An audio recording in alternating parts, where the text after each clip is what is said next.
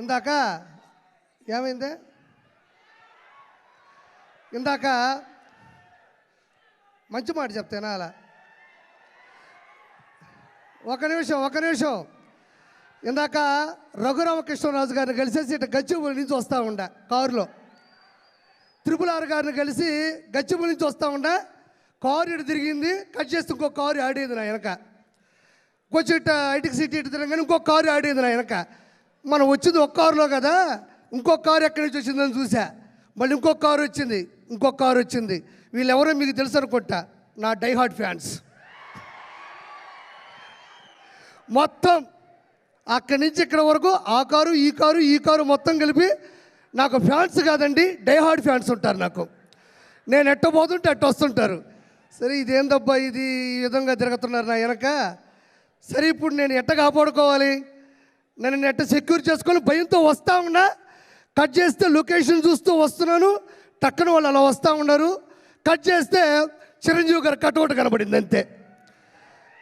నిజంగా నాకు ఎంత ధైర్యం వచ్చిందంటే, వాళ్ళు ఎంతమంది వచ్చినా సరే ఒక్కసారిగా మెగా అభిమానులు తాలూకు ఆ బొమ్మ కనబడిందంటే ఒక్కోడికి దెమ్మ తిరుగుతుంది. ఒక్క కారు కూడా నాకు కనబడలే, ఎటపోయినా ఇప్పటికీ కనబడట్లేదు. అవి నేను చివరిగా చెప్పేది ఏంటంటే ఒక మాట, చిరంజీవి గారు ఇండస్ట్రీలో ఉన్న ఒక పులస అంటే ఆస్ట్రేలియా, న్యూజిలాండు, టాంజానియా దేశాల నుంచి ఖండాలు దాటి హిందూ మహాసముద్రం నుంచి బంగాళాఖాతంలోకి వచ్చి చివరిగా గోదావరి నీళ్ళకి ఎదురీది, గోదావరి నీళ్ళ యొక్క నదీ ప్రవాహానికి ఎదురీది. ప్రపంచంలో ఏ చేప నదీ ప్రవాహానికి ఎదురీదలేదు, దానివల్ల కాదు. ఒక్క పులస మాత్రమే ఎదురీది సంతాన ఉత్పత్తి కోసం గుడ్లు పెడుతుంది. As it is in industry, megastar Chiranjeevi గారు కూడా మొగల్తూరులో పుట్టి నెల్లూరులో పెరిగి యాక్టింగ్ నేర్చుకొని చెన్నైలో అవకాశాల కోసం తిరిగి హైదరాబాద్లో హిస్టరీని సృష్టించి, అంటే నదీ ప్రవాహానికి ఎదురీదే చేప పులస అయితే కష్టాల్ని, నష్టాల్ని, బాధ్యతల్ని, బాధల్ని ఏమాత్రం తల వంచకుండా, తల దించకుండా అదే ప్రవాహ వేగానికి ఎదురీదే ఏకైక జీవి చిరంజీవి. అంటే అన్ని చేపలు వేరు, పులస చేప వేరు, దానికోసం తెగ కొట్టుకుంటే అది రాజమండ్రి వాళ్ళకి ఎక్కువ తెలుసు. సో అలాంటి గొప్ప వ్యక్తి మా నెల్లూరులో చాలా రోజులు చదువుకున్నారు.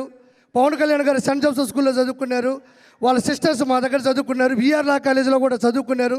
చిరంజీవి గారు అత్యున్నత స్థాయికి వచ్చేంతవరకు కూడా నెల్లూరు ఆ మనిషి మధ్యలో వచ్చేస్తుంటుంది. అందుకు అత్యున్నత స్థాయికి వచ్చేంతవరకు కూడా నెల్లూరులో బస చేసినటువంటి చిరంజీవి గారికి ప్రపంచంలో ఉన్న ప్రతి వ్యక్తి ద్వారా ఆశీస్సులు అందరిని మనస్ఫూర్తి కోరుకుంటూ థ్యాంక్ యూ సో మచ్. జై చిరంజీవా, జై చిరంజీవా, జై చిరంజీవా. నువ్వు వచ్చి అభిమానంలో కూడా చేపను మర్చిపోలేవాడు. అంతేనా? ఓకే. చిరంజీవి గారికి విష్ యూ హ్యాపీ బర్త్డే అన్నయ్య, అంతే చాలు నాకు. Thank you.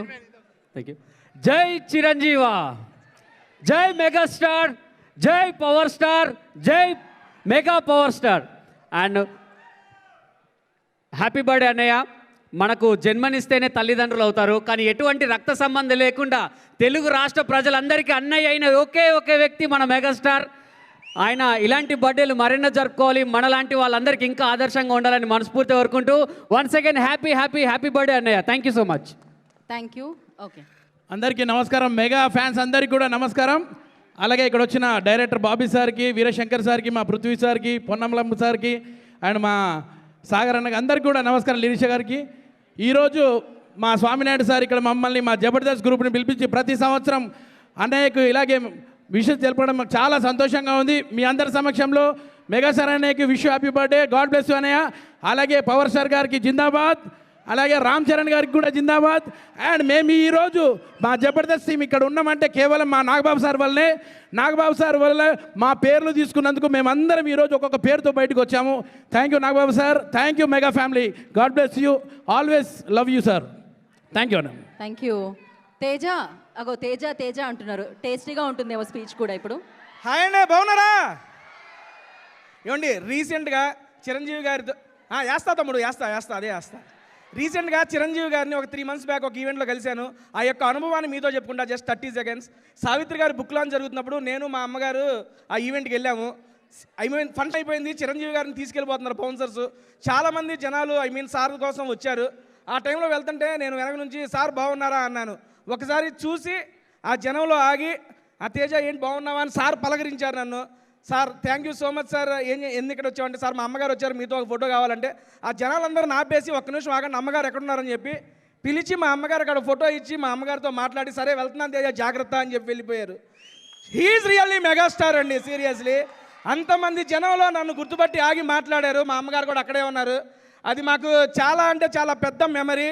మళ్ళీ కలుస్తామో లేదో తెలియదు సార్ గారిని. నాకు మా అమ్మకి ఒక గొప్ప మెమరీని మాకు ఇచ్చినందుకు మెగాస్టార్ గారికి థ్యాంక్ యూ సో మచ్ అండి. Once again happy birthday to our megastar. Thank you అండి.